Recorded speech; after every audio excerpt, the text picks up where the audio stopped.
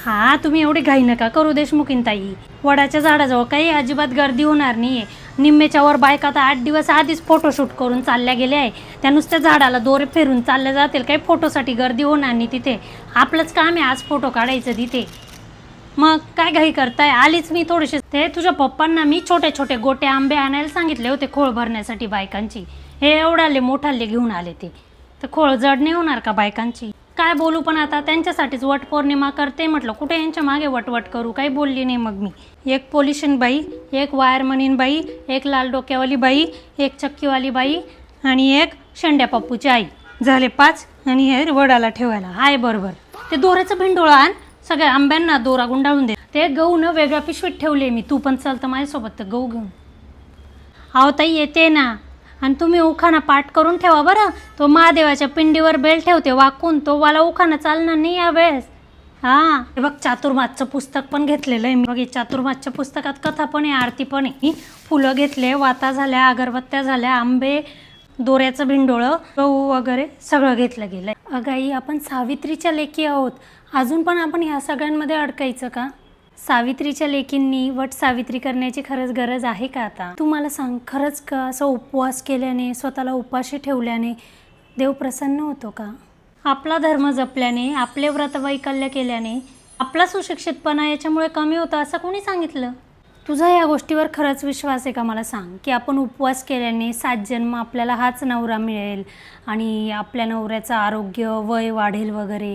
आणि मग तुमच्या त्या व्हॅलेंटाईन डेला ते टेडी बेअरचे बुदले, गुलाबाचे फुलं, चॉकलेट आणि बिकलेट देता. मग ते प्रेम व्यक्त करणं असतं, मग त्याला काही अर्थ असतो का मग?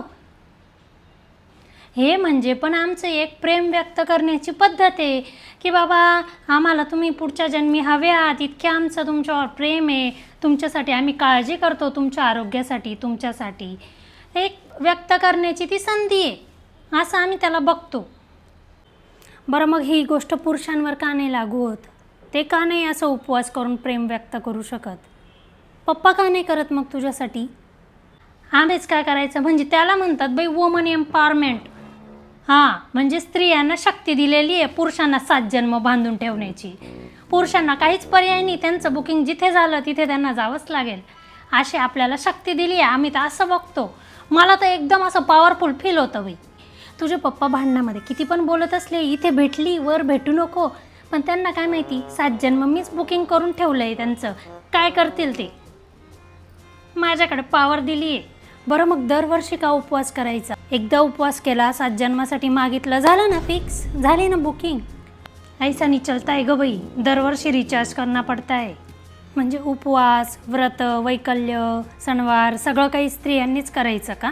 असं दरवर्षी उपवास करणं, पूजा वगैरे सगळं करणं, सजणं धजणं पुरुषांचं काम नाही. ते इतका संयम त्यांच्यात नाहीच आहे, म्हणून आपल्या स्त्रियांकडेच काही कामं लावून दिलेली आहेत संयमाची. असं आहे. हे काय म्हणजे, हे तर काय स्त्री पुरुष समानता आहे का? बरं, तुमचं असं आहे म्हणजे जे त्यांनी केलं तेच आपण पण केलं पाहिजे. आमचं तसं काही नाही बाई. ते वेगळे, आम्ही वेगळे, पण एकत्र राहतोय. म्हणजे आम्ही करायला पाहिजे तेच त्यांनी करायला पाहिजे, असं काय आमचं म्हणणं नाही. ते तुमचं वेगळं लॉजिक आहे, आमचं वेगळं लॉजिक आहे. चांगलं आहे. म्हणजे बिचारा पुरुषांना काही पर्यायच नाही. अरे, मी तर आधी समजत होती स्त्रिया बिचाऱ्या आहेत. आता हे सगळं ऐकल्यावर वाटतंय पुरुष बिचारे आहे, त्यांना काही पर्यायच नाही आहे. जिथे बुकिंग झालं तिथे जावंच लागेल, इच्छा असो वा नसो. बरं आई, उखाणा कोणता घेणार आहेस मग? ह्यावेळी कोणता उखाणा तयार केला आहेस? मग केला आहे ना मी तयार. ऐका. कांजीवरम साडी, बनारसी खण, हातात हिरवा चुडा, कानात घातले मी डूल, वटपौर्णिमेचे व्रत करून पप्पूच्या पप्पांचं केलं आहे 7 जन्मासाठी बुकिंग. नाव आय एम फिलिंग पॉवरफुल. कसा वाटला? चल, तुझं आता प्री वटपौर्णिमा शूट तर झालं नाही आहे, पण मी रिअल वटपौर्णिमा शूट तुझं करून देते. चल चल चल, तू पण घे बाकीच्या वस्तू. चल.